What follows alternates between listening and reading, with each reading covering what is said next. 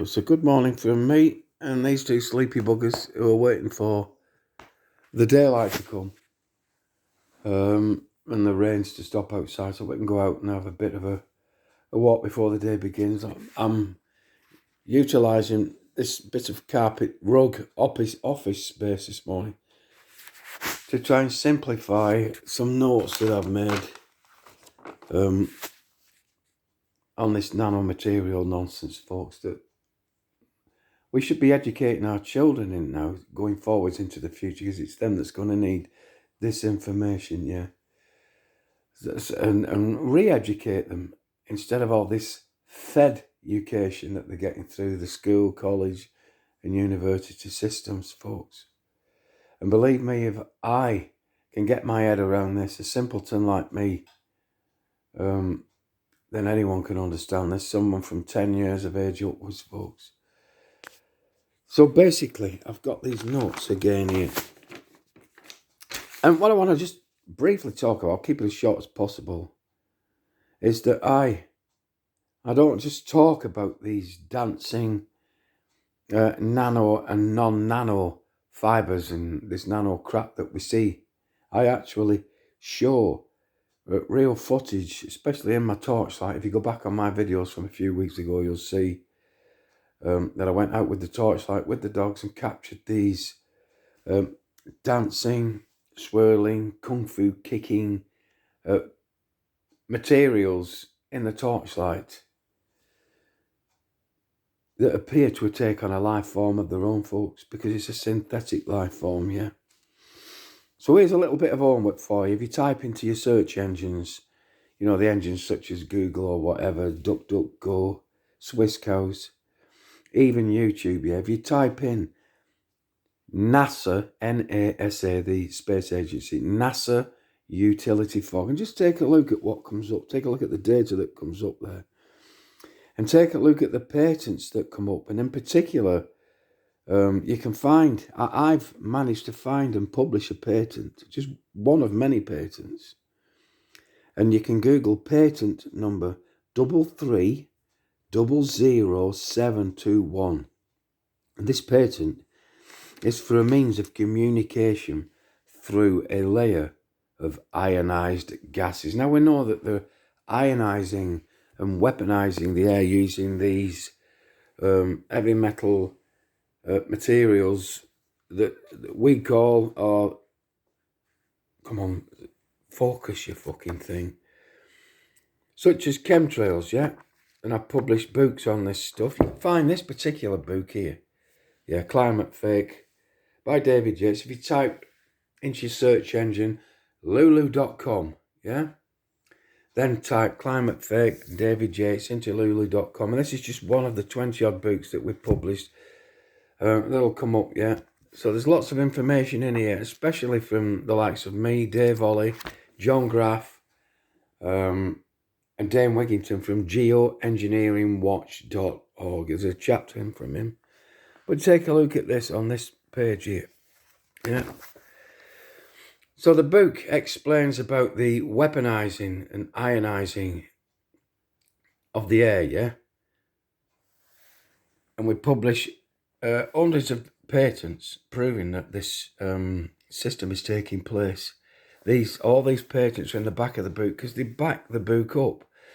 Whatever the book is saying in the front is backed up by every single one of these patents. And here's just one of these patents here. There it is. 3300721, and as of January the 24th, as far back as 1967, they could do this. A means for communication through a layer of ionized gases. And them ionized gases, folks, yeah, is this cloud layer that they want us all connected to, yeah. They want us connected and sending all our information up into this cloud, and this cloud that they want us connected into, folks, is this ionized layer of gases. And like I say, you can Google that patent number from January the 24th, 1967, which just shows how long they've had and been able to use this tech.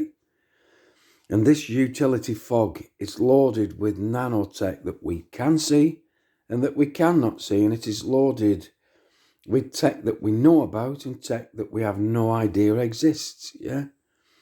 But we do know that it contains heavy metals, it contains chemicals, and it contains such things as nanodusts, nanostrings, nanofibers, and even engineered living materials, yeah, such as nanobots. They do exist. You can Google all this stuff, yeah?